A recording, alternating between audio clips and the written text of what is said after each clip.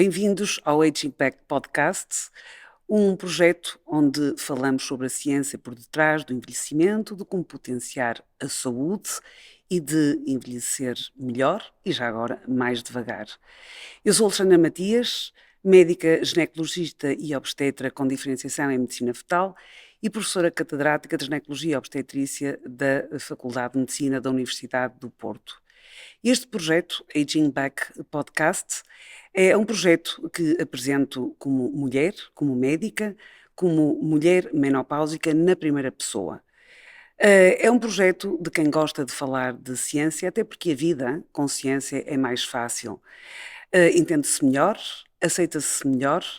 e acaba por se atuar de forma mais eficiente e diligente. O podcast de hoje é sobre síndrome genitorinário da menopausa, bastante subdiagnosticado e valorizado, quer pelas mulheres, quer pelos médicos. Vou falar das causas, dos sinais e sintomas e da abordagem terapêutica e assim espero que, chegando ao final deste podcast, consiga resolver muitos destes problemas, destas situações que afligem mais de 50% das mulheres na pós-menopausa. O síndrome genitorinário da menopausa é a nova designação desde 2014, proposta pela North American Society of Menopause, que veio substituir termos antigos como atrofia vulvovaginal, atrofia genital ou vaginite atrófica. E refere-se ao conjunto de sinais e sintomas a nível do trato genital e do sistema urinário que decorrem da falta de estrogênio associada à menopausa. Não podemos esquecer que quer o trato genital, quer o sistema urinário inferior têm uma origem embriológica comum e daí que sejam ambos afetados. Na pré-menopausa podemos ter cerca de 15% das mulheres com estes sinais e sintomas, por hipossogenismo associados, por exemplo, a uma situação de pós-parto, à amamentação em que o aumento de prolactina leva a uma baixa de estrogénios, as senhoras com algum tipo de cancro que precisem de fazer irradiação pélvica ou tomar algum tipo de citostáticos anti-estrogénicos que ressequem, a uforectomia bilateral, isto é, retirar os dois ovários, ou que tenham, por exemplo, uma amenorreia hipotalâmica. No entanto, a maior parte dos casos vai acontecer na pós-menopausa, à altura em que o estrogênio mais importante em período pré-menopausa, que é o estradiol, vai baixar para cerca de 5% dos valores da mulher que ainda não chegou à menopausa. E assim, o que vai acontecer é que cerca de 60% das mulheres vão referir algum tipo de sintomas que eu vou agrupar em três tipos. Os mais relacionados com a sexualidade, os segundos mais com sintomas urinários e os terceiros com algum tipo de prolapso genital. A secura vaginal vai acontecer em cerca de 98% das mulheres. Essa secura está relacionada com falta de lubrificação, com falta de secreções vaginais, com um despreguiamento da vagina, uma vagina menos irrigada, menos ácida e, portanto, todo este conjunto vai condicionar algum tipo de desconforto nas relações sexuais que é vulgo chamar-se dispareunia e, em alguns casos, de uma atrofia mais importante, haver mesmo algum tipo de sangramento com as relações sexuais na menopausa. Depois, no que concerne à parte urinária, o que se nota é que, por falta de estrogênio a nível da uretra, do trígono da bexiga, dos músculos, digamos, do pavimento pélvico ou mesmo da faixa endopélvica, vai haver mais vezes urgência urinária, vai haver algum tipo de incontinência urinária, de urgência, disúria, dificuldade em urinar, algum tipo de dor e, muito importante e muitas vezes esquecido, é a maior frequência de infecções urinárias recorrentes que não têm nada a ver com o facto da uretra ser curta, mas com o facto de haver realmente um ambiente hipoestrogénico. E também é verdade que a falta deste agente trófico vai fazer com que muitas vezes haja um prolapso da parede genital. Da parte anterior, aquilo a que chamamos um cistocelo, da parte posterior, aquilo a que chamamos um retocelo e muitas vezes do próprio útero, aquilo a que chamamos um estrocelo. Eh, Muitas das vezes vamos tentar tratar isto por via, com estrogénios por via oral e não vai resultar. Aqui precisaremos mesmo de um tratamento tópico. Portanto,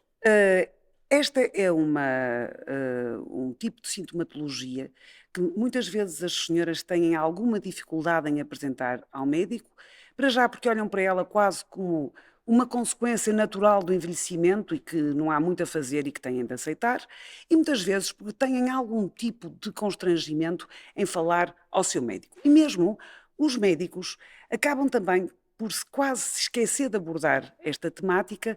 porque talvez não a valorizem e eu acho que, é um assunto a valorizar, talvez quase número um, dado que ele vai interferir com a qualidade de vida da mulher e com a qualidade de vida do casal. Portanto, o síndrome do gênito urinário, é muito prevalente, e, ao contrário de um dos sintomas da menopausa, que são os fogachos, que acabam por desaparecer com a idade, porque quase que o organismo se habitua a viver com menos estrogênio, este tipo de sintomas vai agravar-se com a idade, vai ser sempre cada vez pior, porque há perda de colagênio, há perda de mucopolissacarídeos, há perda do glicogênio, portanto, da vagina, e, portanto, acaba por ser um ambiente menos ácido e condiciona um desequilíbrio a nível da própria flora, da vagina e, portanto, se não for corrigido, é uma situação que vai sempre piorar. Portanto, qualquer tipo de abordagem terapêutica que seja feita é para a vida.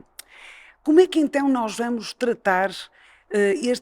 estes sintomas que são tão incapacitantes e que vão ser cada vez mais incapacitantes?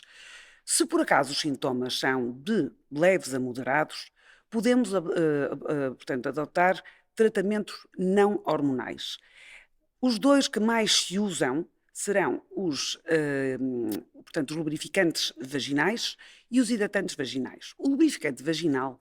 vai basear-se, portanto, em algum tipo de creme que tem geralmente água, óleo e silicone,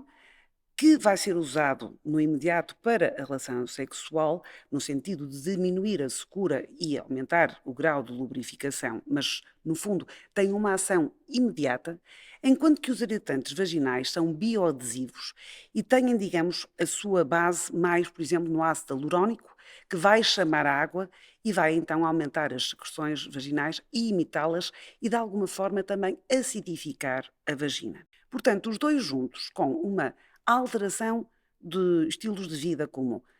baixar o consumo de álcool, parar com o tabagismo, fazer exercício físico,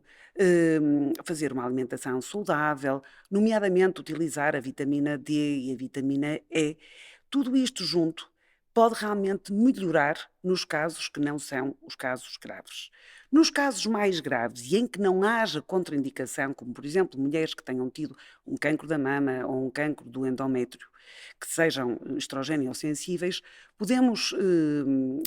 pensar em usar estrogénios locais.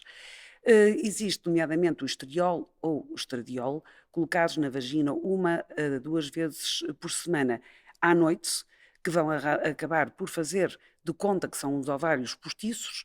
são bastante mais eficientes do que fazer terapêutica hormonal de substituição por via oral e também estes deverão ser utilizados para sempre, não só para aumentar a lubrificação vaginal, contrariar este ressecamento da vagina, mas principalmente também para obviar a sintomas urinários, nomeadamente às infecções urinárias recorrentes da menopausa. Por isso, temos que considerar que não é só realmente tratar o hipoestrogenismo que está subjacente a este período, mas também uma série de fatores de risco que não estão relacionados propriamente com a menopausa, mas que estão relacionados com a forma de vida da senhora, que é o facto de ela beber em excesso, que é o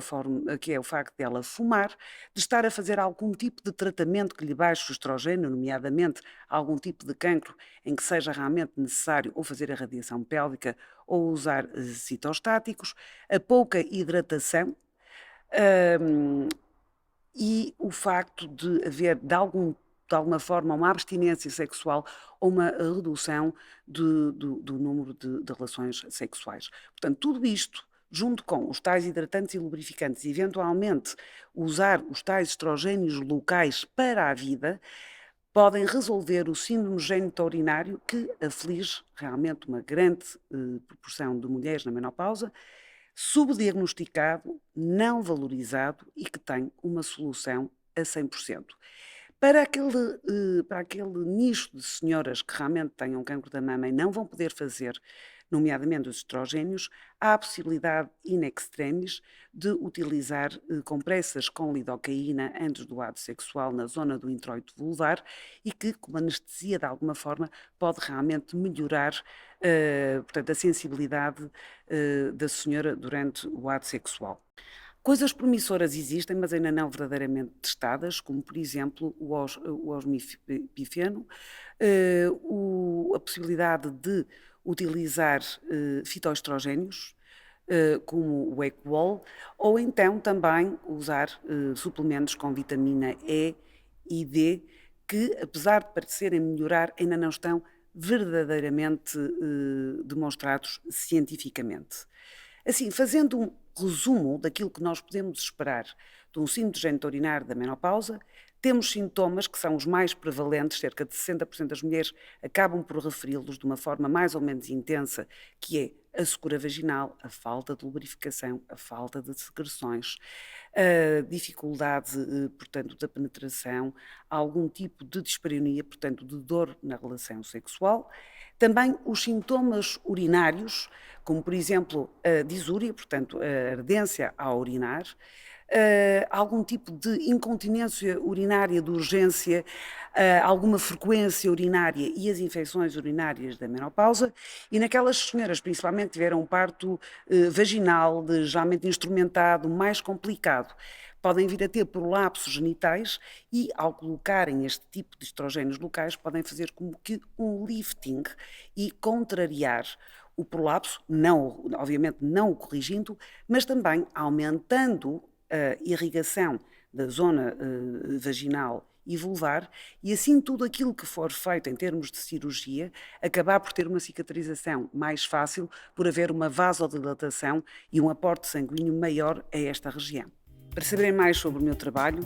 visitem o meu website, The Aging Back Club, o Instagram, Aging Back Club, ou mesmo no LinkedIn, Alexandra Matias. 3 locais onde eu vou continuar a responder às vossas inquietudes, às vossas dúvidas, de uma forma científica e sempre lá para vos acompanhar. Até breve.